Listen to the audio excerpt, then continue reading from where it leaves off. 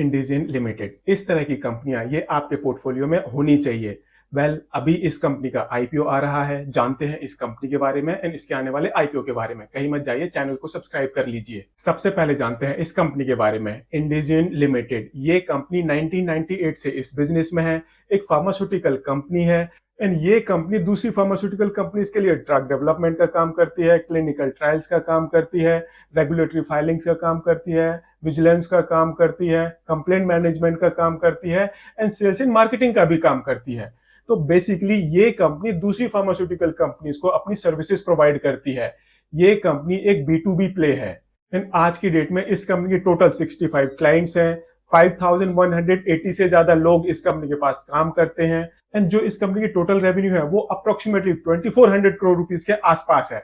That means इस company की एक क्लाइंट से एवरेज रेवेन्यू वो 34 करोड़ रुपीस की है एंड एक क्लाइंट के लिए ये company approximately 80 man powers hire करती है। एंड इस कंपनी के North America, Europe and Asia में 17 ऑफिसेस हैं जिसके थ्रू ये कंपनी अपने क्लाइंट्स को अपनी सर्विसेज प्रोवाइड करती है। एंड मैं आपको बता दूं, जिस तरह का काम ये कंपनी करती है आज की डेट में उस तरह की इंडिया में कोई भी लिस्टेड कंपनी नहीं है। दैट मीन्स अगर आपको इस सेक्टर में पैसे लगाने हैं तो ये कंपनी आपके पास इकलौती ऑप्शन है इस पर्टिकुलर फील्ड में पैसे लगाने के लिए। जो इस कंपनी का ये बिजनेस मॉडल है, बिजनेस प्रोफाइल है, वो काफी अच्छा है।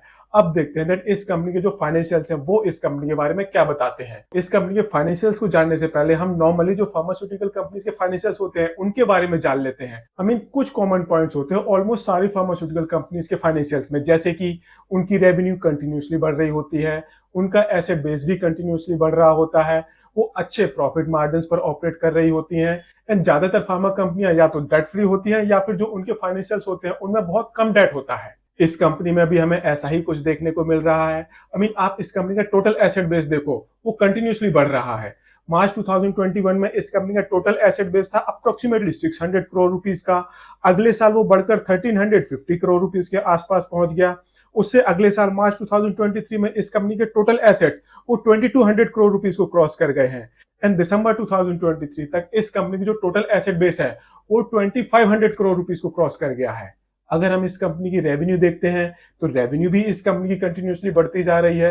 मार्च 2021 में इस कंपनी की टोटल रेवेन्यू थी ऑलमोस्ट 1000 करोड़ रुपीस की। अगले साल वो ऑलमोस्ट 1700 करोड़ रुपीस के आसपास पहुंच गई है।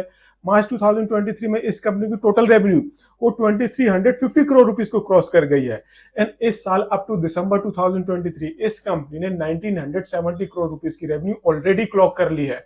दैट मीन्स पूरे चांसेस हैं दैट फाइनेंशियल ईयर 2023-24 ये कंपनी 2500 से 3000 करोड़ की रेवेन्यू के बीच में क्लोज करेगी। एंड अगर हम इस कंपनी के टोटल रेवेन्यू की बात करें तो अप्रोक्सीमेटली 93% रेवेन्यू इस कंपनी की बायोफार्मास्यूटिकल कंपनी से आती है, 3.27% रेवेन्यू इस कंपनी की मेडिकल डिवाइसेस वाली कंपनी से आती है, 2.73% रेवेन्यू इस कंपनी की इमर्जिंग बायोटेक कंपनी से आती है and less than 1% approximately 0.7% revenue इस कंपनी की अदर सेगमेंट से आती है। ऐसे ही जो इस कंपनी की प्रॉफिटेबिलिटी है वो भी कंटिन्यूसली बढ़ रही है।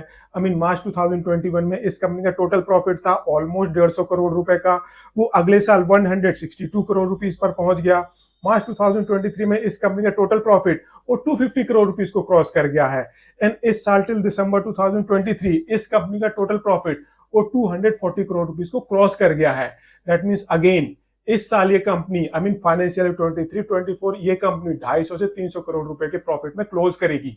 एंड जो ये कंपनी है ये कंपनी अपने ऑपरेशन से कंटिन्यूसली पॉजिटिव कैश जनरेट करती जा रही है। ऐसे ही ये कंपनी 21.91% के एबिटा मार्जिन एंड 12.62% के पैट मार्जिन पर ऑपरेट कर रही है। एंड अगर हम इस कंपनी का टोटल डेट देखें तो दिसंबर 2023 तक जो इस कंपनी का टोटल डेट है वो अप्रोक्सीमेटली 400 करोड़ रुपीस का है।